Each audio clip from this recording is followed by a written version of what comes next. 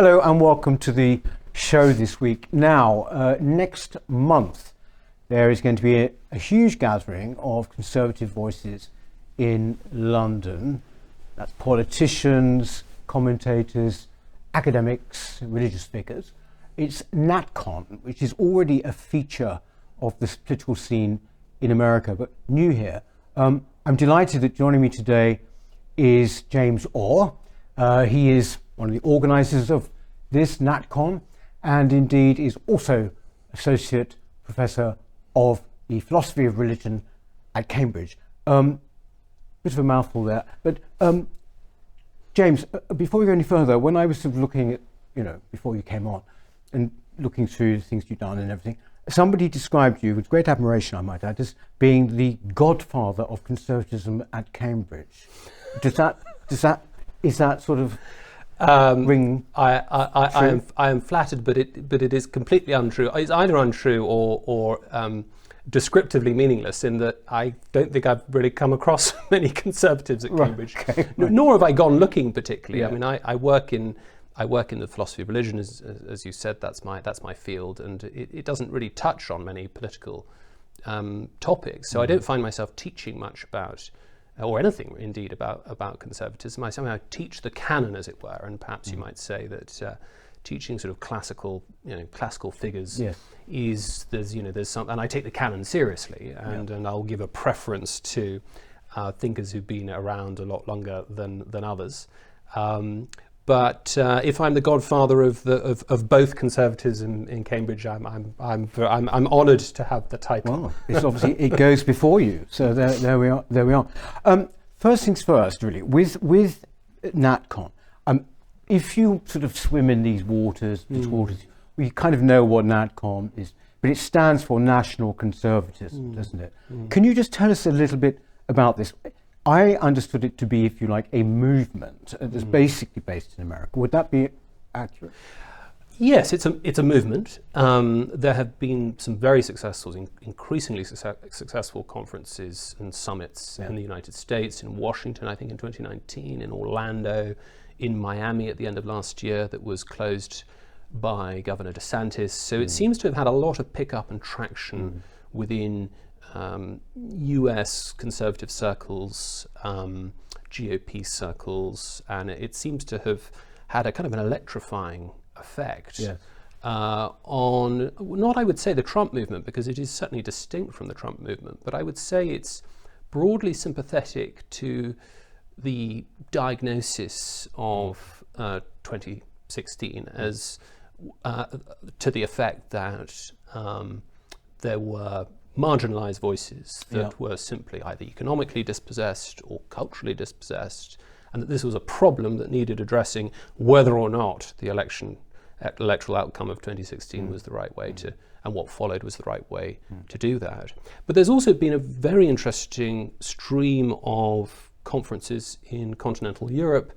I think I went to the one in Rome, held in early February 2020.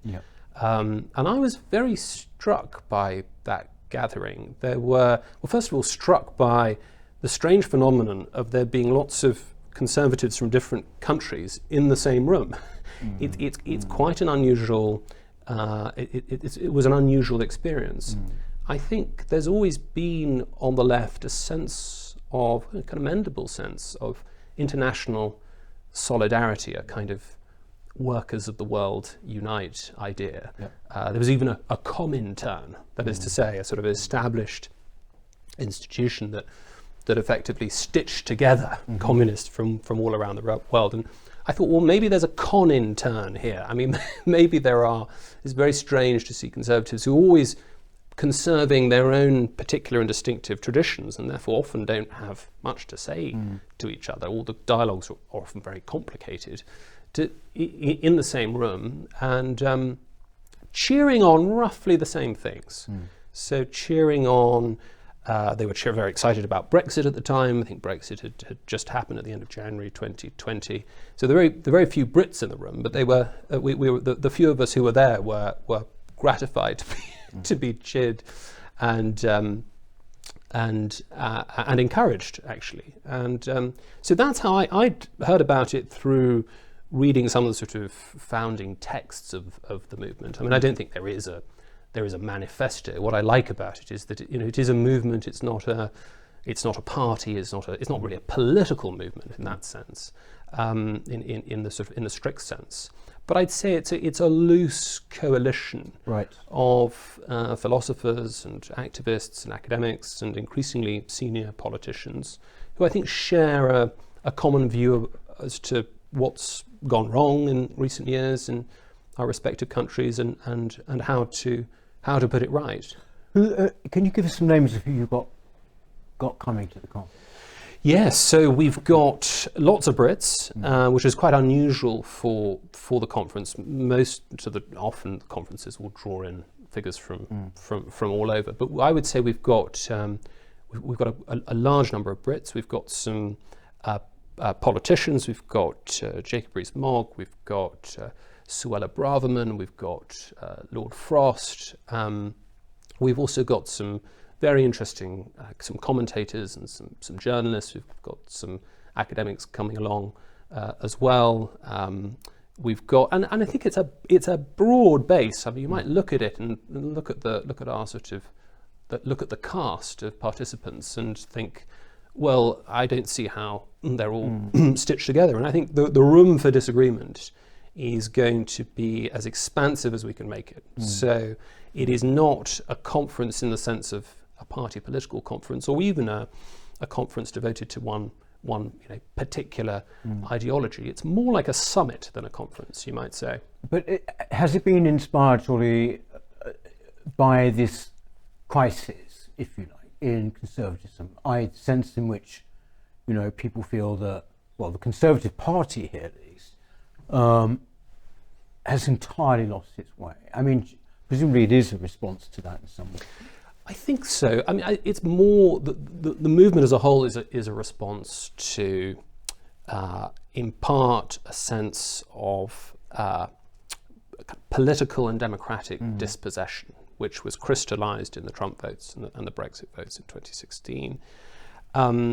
The diagnosis of the UK context, I think, is that conservatism has certainly reached a crossroads. I mean, there is a sense that there are many different caucuses within the UK conservative movement who are often engaged in a kind of rather futile dialogue of the deaf. And yes, we're not going to be deaf to some of the problems and some of the opportunities within the context of the parliamentary party. But it's not, I mean, we're very grateful that there are plenty of Tories coming along. There'll be lots of MPs speaking. Danny Krug will be there, Miriam Cates will be there, Sir John Hayes is going to be there. We've got some terrific parliamentarians there from the party. But it's not an attempt to take over the party or to tell the Tory party what it should be doing, or even necessarily where things have gone wrong in policy terms. But it's a recognition. It emerges from a recognition, I think, that there are many debates and conversations that need to be had across the different caucuses that are not that haven't been taking place. So big differences between these different groups, but broadly I would say there'll be a common agreement at the conference that borders are important and something's going wrong with the borders, that sovereignty matters, that Brexit, all other things being equal, was a good thing, that probably the tax burden, that taxes shouldn't certainly go up. There'll be a big disagreement on the economics, but certainly a recognition that the tax burden at a 73-year high is probably far higher than it ought to be, and that the whatever policies are sort of need to be decided in different areas, more regulation, more red tape is probably not the answer. But within that broad canopy, I think there'll be a very wide range of perspectives, and a lot of the speeches I think will probably not address certainly not the internal dynamics of the Tory party, or even be looking ahead too much to the next election or the actual the sort of dynamics of day-to-day politics, but thinking more broadly about the future of the nation. Yes. And thinking also about cultural questions and questions to do with the institutional life of the country beyond government and beyond Westminster. Yeah, I think that is one area where, well, obviously that's what we major in here, but generally in feedback and in discussions, cultural issues, whether you're talking about the effects of, borderless policy or whatever it might be, or the nation, all of these things, people feel incredibly frustrated at the lack of discussion about them, really. I mean, of a serious nature. So I think that they would probably be coming to the conference to find that, actually, I would have thought. I mean, you don't therefore go along, do you, or do you with the kind of Hitchens argument that the Tory party, for example, needs to die if conservatism is really going to have a life again? Well, I mean, I know Peter's arguments on this, and I know I have felt the force of his pessimism. But we are where we are, and I think getting rid of one party from a two-party system will leave you with a one-party state. And however good that party may be in it, the remaining party might be in its intentions for the land, the history of one-party states is they tend not to be encouraging histories. So I think there is something profoundly conservative about taking and treating and accepting the world as it is and as it is given to you, and not as you would like it to be. If Peter Hitchens has an alternative vision or a constructive sort of a manifesto for a replacement party, I'd love to hear it. I think he'd probably come up with rather a good one. But we are where we are. It's not going to happen. What may happen, and what I think the ballot box will hopefully exercise its constraining effects, maybe at the local elections, maybe in the general election next year. What will happen, I hope, is a renewal of the Tory party. Certainly there'll be a crystallising of one particular direction. One caucus will, as it were, start to regain dominance. There'll be who knows who the new leader will be. Who knows if the Tories will lose. So I think it's wishful thinking, but as I said, I certainly share his frustration, and it is one might find a scenario where you have a sort of kingmaker party emerging, as we saw with UKIP in the 90s, maybe a not zero campaign. So I know there's lots of grassroots energy around particular issues. Net zero is one of them. Maybe borders might be another. And what you might have, I suspect you will have before the end of the decade, is a UKIP type party emerging on, say, something like net zero. If there's a continued push towards the fiscal risks of net zero, I could imagine there being something like a Gilets jaunes movement emerging that the first past the post and two-party system being what it is won't win any seats, but may bleed 2 million votes from in a tight electoral context. Yes, I mean that was actually one of the interesting things looking back actually with UKIP, is that it's in some ways it did show that you actually don't have to have huge numbers of MPs. I mean, it would be good if you could, but you don't have to, because on a big issue like that, their influence was huge, and yet we're talking about one MP or something. So I think that's one change that has happened. Someone who I believe is speaking at the conference, at your conference, NatCon, is in fact Yoram Hazony, who we've had on the show. He wrote this book, Conservatism: A Rediscovering. It's right. He's speaking, is he? Yes, he is. Yes. And this is a sort of, well, not exactly a Bible for them, but it is basically giving, well, an option for a new kind of conservatism. A new kind, but sort of an old kind, if you know what I mean. Yes, I think that's probably right. And so Rediscovery is a good way to describe it. Yeah. I mean, the book came out last year, and the movement's been around for quite a bit longer than that. So it's not a kind of a founding text, but it does distill Yoram's ideas, and Yoram is a key figure in the emergence of national conservatism as a movement. And I think what's so interesting about the book is that he is laying out a vision of conservatism that is quite contested, but I think intuitively correct. Namely, that conservatism is not, as Roger Scruton put it, a hesitation within liberalism. It's not downstream of the Enlightenment revolution. It is rather a tradition, a way of thinking, a set of habits, of dispositions that precedes liberalism by quite some way, and that in many ways enables liberalism, and without which liberalism begins to sort of come off the rails a little bit, without its sort of constraining effects. So that's a historical thesis, and he draws on lots of interesting English figures, Sir John Fortescue and Sir John Selden and Hooker to some extent, as articulating a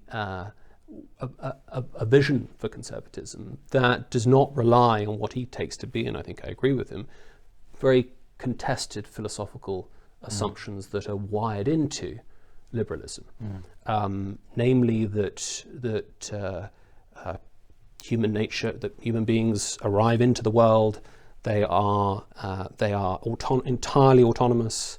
They are that their free agency is really all that matters. That any ties or obligations they enter into must be by consent and must be freely chosen, and so on and so forth. I mean, this is this is the air that we breathe within liberal cultures, and so. Like the goldfish in the in the fishbowl. It's very difficult to ask questions about the water. How wet's the water? Yes.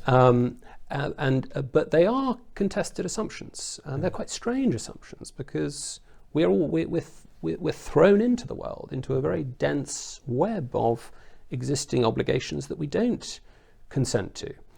Most obviously, we're born to a pair of human beings, so we have no choice over who our parents are. We may not like our parents very much, or we may love them, but they are our parents, as it were. And I think you can develop that. You think, well, we're born into the nation that we're born into, and okay, yes, you could emigrate, you could choose a different nation. Nations will be open to welcoming in guests and strangers, and then putting them on a path to citizenship and membership and so on. But broadly speaking, those sorts of units of human sociality and belonging and togetherness are not liberal ones. That's true of the family, broadly speaking. You can't just swap family members in and out. And there are certain constraints of biology or constraints of kinship. And that's the same with maybe religious traditions. That there are certain things you take on, certain commitments and obligations that are non-negotiable if you become a member of a faith, a religious believer. And so too with a nation. Englishmen and Frenchmen are not can't just be swapped in and out. The nation rely as a moral community, as a moral collective that can to quote Scruton again, that can use the word we of itself, is one that is illiberal in the sense that it requires certain constraints at its limits to define what it is. Everything, in order to be that thing rather than the other thing, needs to have limits, needs to be delineated and differentiated from the rest of the world in some way. And that's true of a nation. Yes, Actually, it's interesting that you mentioned the Enlightenment there. When you're looking at any kind of struggle that we might be having, a political one, it's sort of not enough. It's almost like the Enlightenment doesn't offer enough. And therefore I wondered, therefore, what role religion will play in any kind of conservative revival. I mean, this is something that's part, in a way, of new conservatism, is it not? Or am I? I think it will, as with any conservative outlook and tradition, will depend upon the context, and particularly the national context in which we're talking about. So debates on religion and religious adherence in the UK are very, very different from what they will be in the United States or Italy or France or whatever. But I think, yes, faith and family, flag, these are sort of key elements to some degree. But the question of faith, if it's understood more broadly as what is it that can invest human life with meaning and a sense of existential rootedness, these are fundamental questions that are not going to go away if you reject religion, and they will persist. In fact, very often they will come back in mutated and metastasized forms. That, was it Ross Doubt at the New York Times columnist said, if you in the American context, if you don't like the religious right, wait till you see the post-religious right. Yeah. But so it's that sort of. But you're right that there's something anemic about the sort of austere Lockean liberal vision of the atomized self that is free of all sort of attachments and commitments. And I think, the Enlightenment, what on earth is the Enlightenment? It's quite a self-congratulatory term. It implies that everything that came before it was in sort of darkness and despair, which is anyone who's spent a bit of time in medieval philosophy, as I have, you'll realise is nonsense. And of course, there are many different kinds of enlightenment, different. There's very sort of regional and geographic phenomenon. But yes, the idea that the way to approach these fundamental questions about what it is to be a human being, what it is to be a flourishing human being, is there meaning in the world? Is there life beyond death? I mean, these are just questions that human beings have always asked themselves. Plato, Aristotle, Nicholas of Cusa, all of these figures, they say, it is the most curious thing about human beings that we're driven by, as Aristotle says, the desire to understand. We're the only kinds of creature who will get together, sit down, and have a conversation like the one we're having about anything. We're curious beings, and we wonder at the world. And so that attitude of wonder and inquiry isn't going to just disappear, and that's a fundamental error of secular liberalism. It's a fundamental error of secular liberalism to say that these questions will simply vanish over time, or they'll be domesticated. They'll simply be questions that conversations that will be conducted behind closed doors between consenting adults outside the neutral, plural, liberal public square. I mean, that was always a shaky prediction. But we've seen that it was a false prediction. Yeah. You are actually you are in the middle of a particular public square, aren't you, at university? A place where we should be having discussions like this, and which appear to be sort of happening less and less. And your university, Cambridge, seems to be pretty much in the eye of the storm, if that's the right expression, or the very citadel of what's happening. I mean, what is it like as somebody who is of a broadly conservative viewpoint, an academic? I mean, is it tough for you? No, I don't think so. And one reads a lot of stories in the press about Cambridge as a sort of crucible for cancellation. And yes, there have been some, unfortunate episodes in recent years, and at Oxford too. But I don't think there's anything. I think this is a wider problem right across the higher education sector. Things are much worse, I think, on the other side of the Atlantic. Certainly, colleagues in Ivy League universities are just even. I wouldn't. They'd be very, very moderate and pretty apolitical on a lot of issues of finding life very, very difficult. So no, I would say my day-to-day professional life has been fine. There have been some tantrums here and there, but they've been sort of horizontal rather than vertical. I mean, I haven't had any problems at all with the institution itself, which I think does take freedom of speech seriously. It's very difficult to talk about a university. I mean, really, there are academics who work in a university, and academics generally create the culture, certainly create the intellectual culture. Certainly, I'd say administrators and HR have a lot, more of a role than was the case 20, 25 years ago. But there have been all sorts of dynamics, justifying those developments, maybe to some extent. So I think I would say that Cambridge and Oxford are generally speaking, places where we could have a conversation like this, and there may be some, protests in the student rags, and there may be some, tantrums on Twitter or something, but it's not a deep structural problem in the same way that it is on the other side of the Atlantic. What I would say is that, although I don't really know what a lot of my colleagues' views are politically. I don't ask them, and they don't ask me.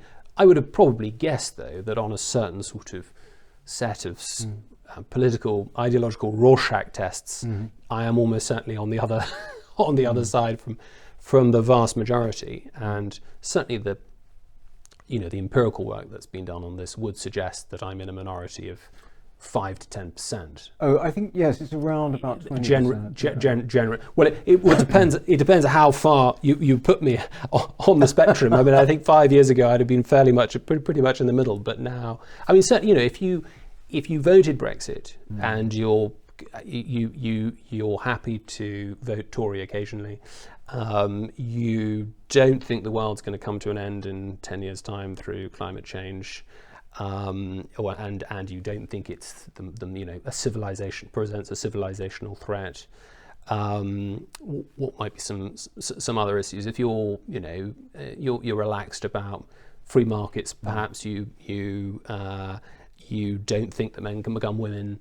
Those sorts of questions. That will put you, I would have thought, in a pretty small minority on all of those questions. Well, actually, totally in the majority in the wider context of the country, but just not in these. And that is a concern. So I think there's a real worry that universities can't exercise a crucial public function, namely to inform and to educate and to steer electorates and the people who subsidize us and pay for the universities through increasingly difficult, technical, morally complex debates that we ought to be doing, and that also that universities are failing to model civil disagreement. What a healthy intellectual debate about a contested topic looks like, and how it should be conducted. And that is a problem. That disconnect that we see between university towns and metropolitan London elite and the rest is one that a lot's been written about it, but of course, and that's a concern. Do you go along with this idea? We hear an awful lot now that the woke movement, for want of a better expression, it's not actually a movement in that sense, is it, or a virus, whatever. But a lot of people say this is actually the religion for people who have given up on God, given up on religion. It has all the kind of features, apart from forgiveness.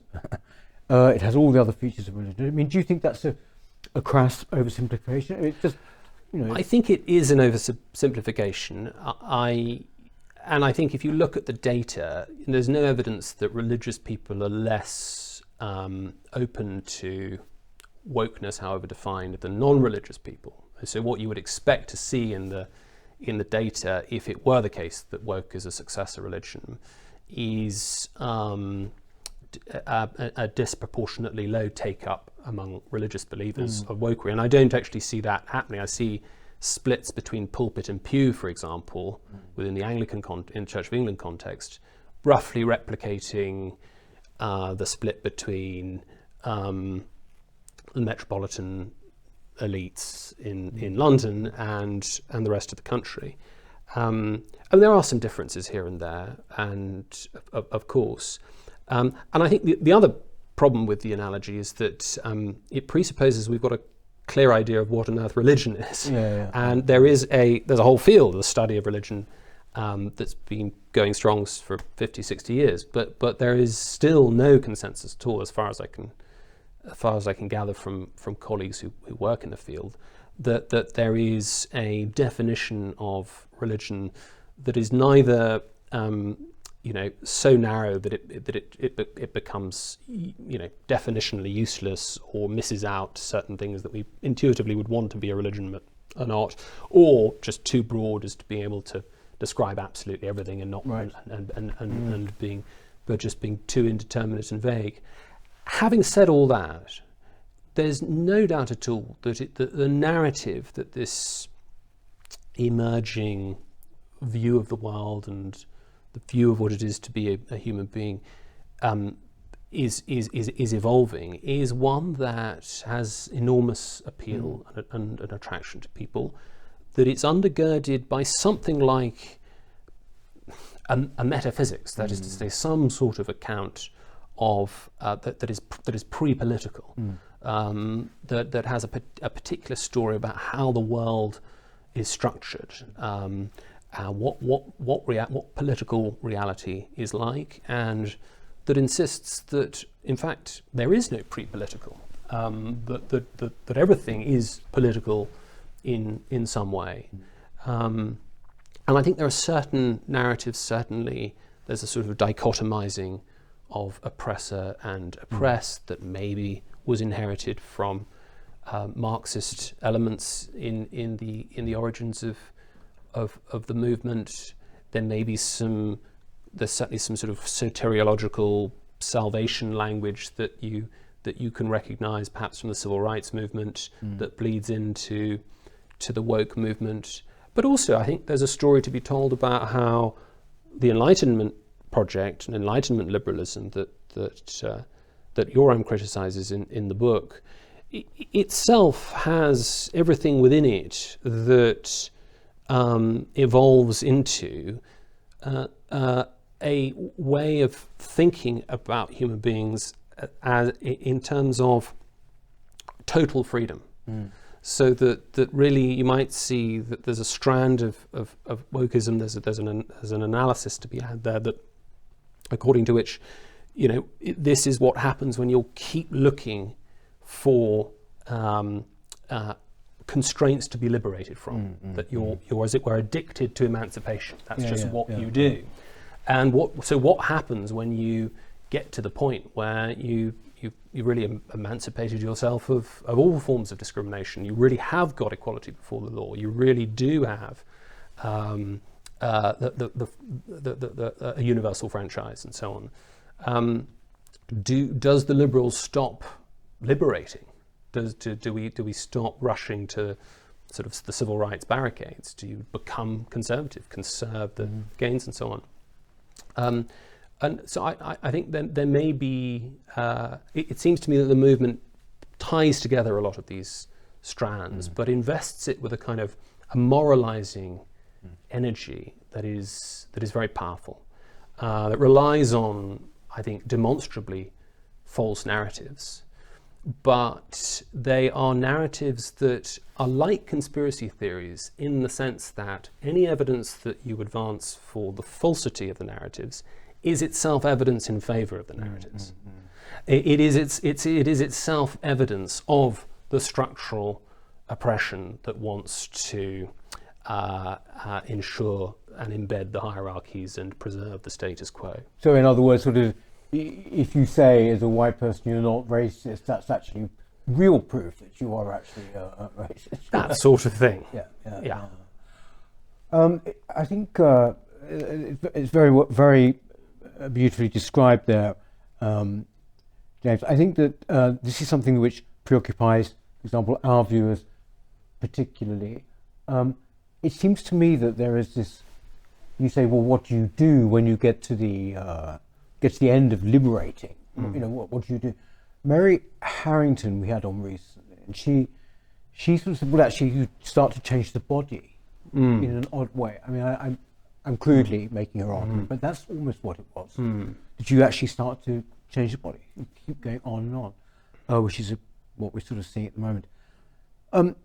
The conference, can anyone come, and how do they come? Anyone can come. Yep. Apply on the website. We've got heavily subsidised tickets for students and heavily subsidised tickets for early career professionals. Right. And how early? Sorry, how does that go? What does that go up to? What, 30 or? It goes up to 30. So 18 to 30. You've left school at 18 and you're working all the way up to 30. Heavily subsidised ticket, and we've got lots and lots of people coming. It's going to be a terrific gathering. We're very excited about it. Exciting. It's actually happening. It's at the Emmanuel Centre. It's at the Emmanuel Centre in Westminster, just across the road. about a week after the coronation, 15th, 16th, 17th of May. Great excitement. People coming from all over the world. Lots of Brits, lots of Americans, lots of Europeans. Lots of energy, lots of fizz. Well, I mean, what we'll do, James, please put the links up, underneath this video. Sounds like a great enterprise. Will you stay with us, because we have some questions to ask you for our members. But in the meantime, thank you very, very much, James Orr. Thank you. That's it for the show this week. We will be back next time. But if you want to go to the NatCon conference, just look at the links below this video. Okay. Thank you. Hello. If you're enjoying the New Culture Forum channel and you believe in our mission, may I invite you to join our membership scheme at the link below or on our website, newcultureforum.org.uk. Our work is more important now than ever, and we have great plans ahead for the future, but we can't do it without your support. From as little as £3 per month, you can help ensure that we continue on our mission. As a member, you'll receive a range of benefits, including access to exclusive content, invitations to our private events, including here at our studios, free copies of our books, and much, much more, including, of course, our famous NCF mug. If you aren't able to become a member, then please help us by clicking this button and subscribing to our channel. It's completely free. Just remember to also click the bell icon so that you can get notifications when we post new videos. Thank you.